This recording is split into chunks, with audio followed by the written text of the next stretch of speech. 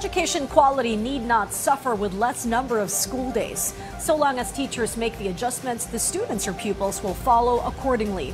A contention the DepEd firmly stands by as it awaits the switch back to the old academic calendar that begins in June and ends in March by school year 2025 to 2026.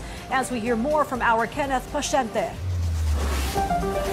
The Education Department has ensured the quality of education in the country will be kept even in the reversion to the old school calendar. In fact, the curriculum and teaching strand of the DepEd is now preparing their innovative approaches and interventions to make sure all competencies are covered, especially since students' in-person classes will be just 160 days from the normal 180 days when reversion kicks in or begins.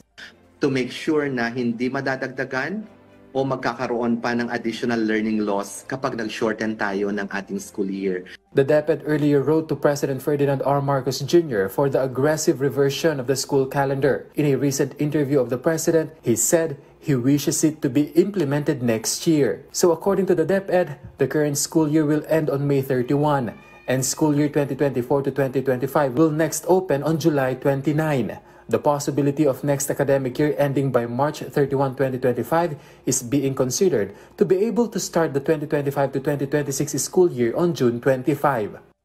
The whole month of June, that is a non-negotiable or yan yung mandatory na rest ng ating mga teachers. Wala tayong mga DepEd activities or DepEd-initiated activities for the whole month of June. Magkakaroon lang tayo ng mga DepEd activities na pagpasok ng July. At July 29 na nga, the end of July, yung ating start of the school year. And if we do the cycle for 2025-2026, sisiguraduhin pa rin natin na magkakaroon ng break ang mga teachers and learners for April and May.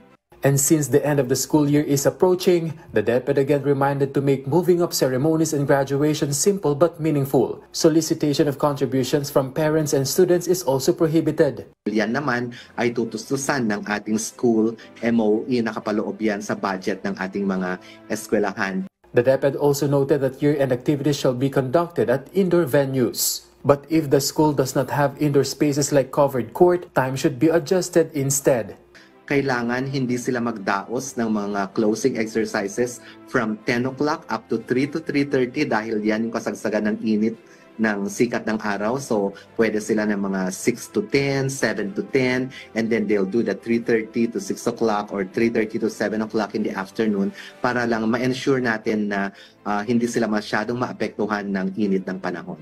The school can also ask for a supplemental budget from the DepEd for conducting such activities through a letter that will then be studied by the department for possible consideration.